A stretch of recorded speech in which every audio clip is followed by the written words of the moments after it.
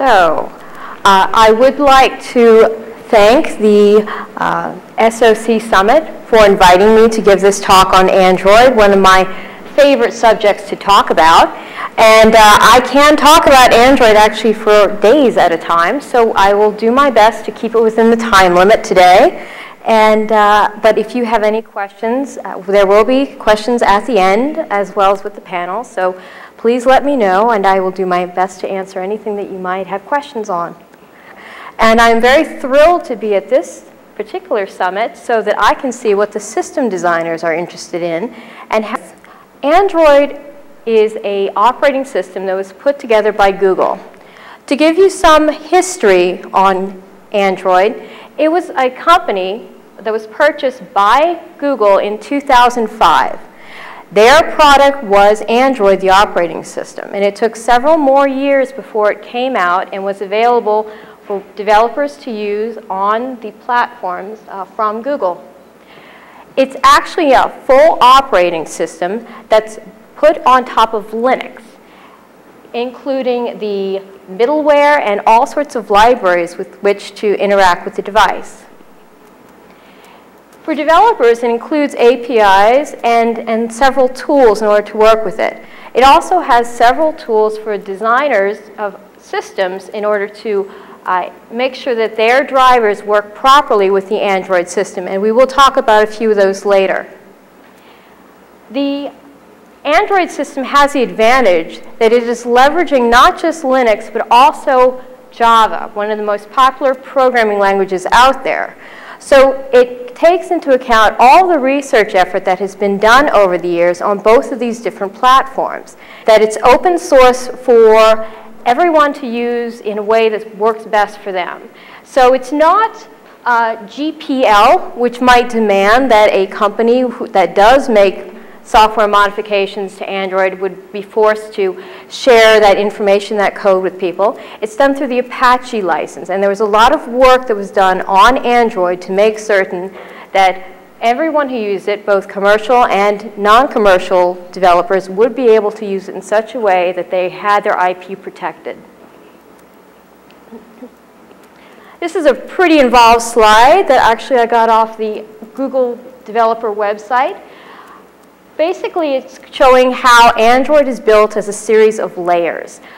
Another one that's very familiar with a lot of people is SQLite. It's a database that is used for mobile devices quite a bit. So these libraries are brought in through Android, and we're able to use them through the APIs that are made available within Android itself. Android has a slightly different design from what you might expect. It is Java, but it isn't based on Sun's Java. It's based on Davik's Java. As a result, it has its own Davik virtual machine that it uses to build the Java code, but it's still completely compatible with the Java that everyone is quite familiar with. As I said, there was a lot of work done on Android to make certain that there wouldn't be any issues with licensing.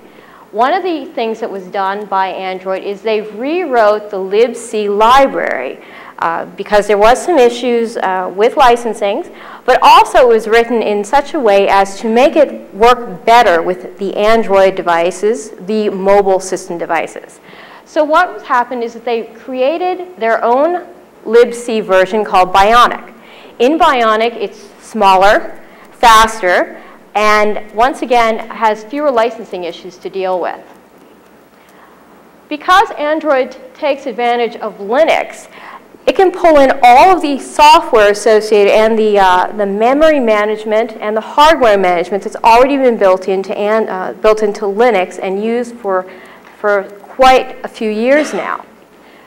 Makes things much easier for Android to manage things that are extremely important to it, such as threading and processes. As we know, one of the key advantages to Android is its ability to do multitasking. That is handled at the lowest level by Linux itself.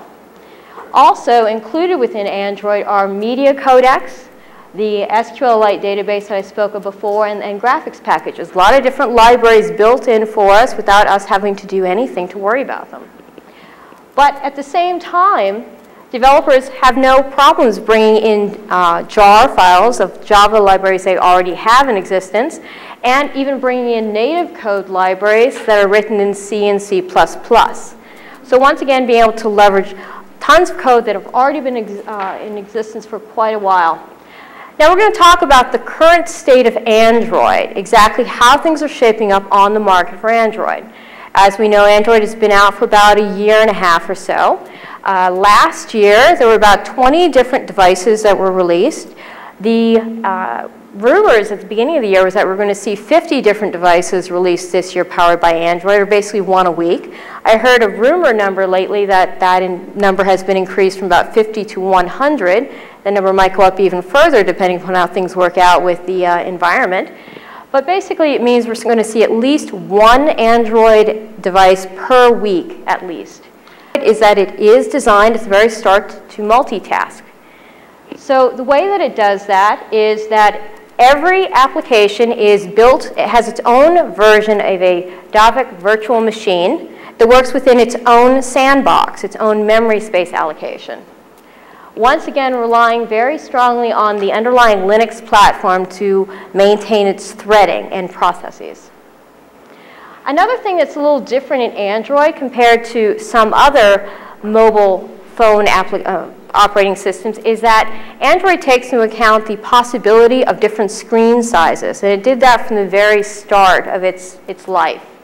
At the very beginning, we have what are called device-independent pixels, or DIPs, so that you could design your screens so that it could work across a variety of different phones. Whether or not they would support different screen sizes. The screen sizes vary from small, normal to large. Normal being considered anything between 3 to 4 inches along the diagonal. So if people remember the little G1 that first came out, that would be considered a normal size screen. Would be 160 dots per inch. Once again, the exact size of the G1 that came out. And then we have high densities, such as on the Nexus phones and other later phones that came out. That's on the order of 250 dots per inch. Once again, we have some information coming off the Android market, just for the last 2 weeks or so, showing us which devices are out there and what sort of screen sizes we have to deal with in order to function with them properly.